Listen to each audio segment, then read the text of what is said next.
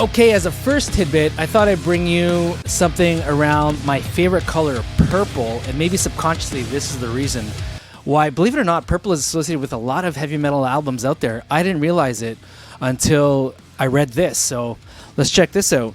Okay, so the albums Master of Reality by Black Sabbath, of course, a classic, and Burn by Deep Purple, another classic, were released in 1971 and 1974, respectively.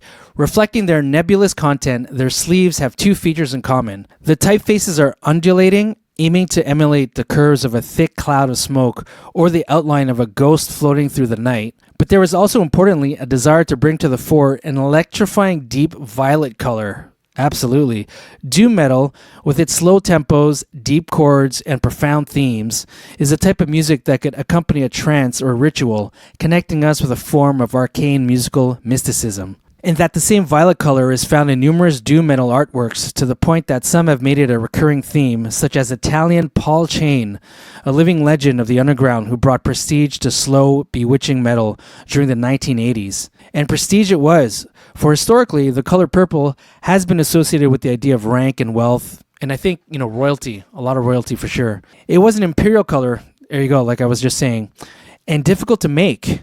It was created using pigments found in certain mollusks. In ancient Rome, wearing purple was a prerogative of the nobility, and there was a time when only Julius Caesar was allowed to wear it. Wow. Huh. Okay, very cool. So very elitist. Violet also appears on ecclesiastical robes and altar clothes. Yeah, for sure. The Catholic priests, it's all about purple, baby. Maybe a significance of death, maybe? Francis Bacon's famous painting, Innocent X, depicts the Pope wearing a robe of this color. It was said that purple had the virtue of pacifying the dead and soothing the devils in hell. In a different context, purple is connected with organic matter, for certain organs have a color that comes close to it, as does coagulating blood. Coagulating blood. Maybe we should say that in a heavy metal style.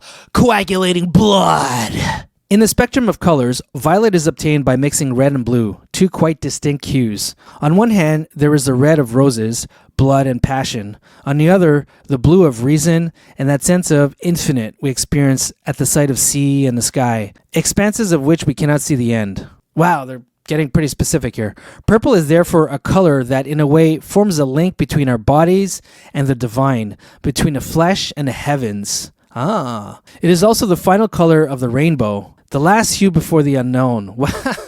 What? That's kind of cool. I didn't even realize that either. Now that's deep. Which sortilège convey very well in La huitième couleur de l'arc-en-ciel, the eighth color of the rainbow.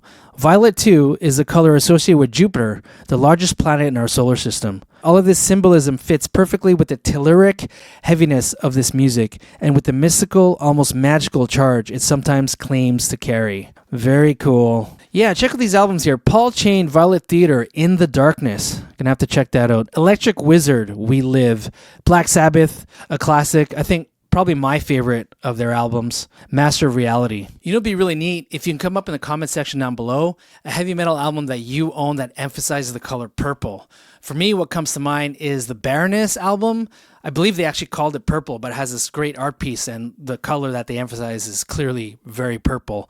That's what comes to mind. But let me know what you think, what you albums that you can think of or that you own that has purple in it. That'd be really cool. And let's see how much our community can come up with. All right, well, that's it. Short and sweet. If you did learn a thing or two, you're fascinated by this stuff, smash that like button, will ya? And also, I love this heavy metal culture. What I love and admire about the fans of heavy metal is that they're so loyal to their bands and they're so loyal to the subculture. And I'm a big heavy metal fan, don't get me wrong, but I'd love to learn more and get really deep into the culture. Now, this book is probably a good window into it. I plan to bring you more really interesting stuff from this book. So if you don't want to miss that, click on subscribe. And thank you so much for listening, and I'll see you in the next episode. Rock on.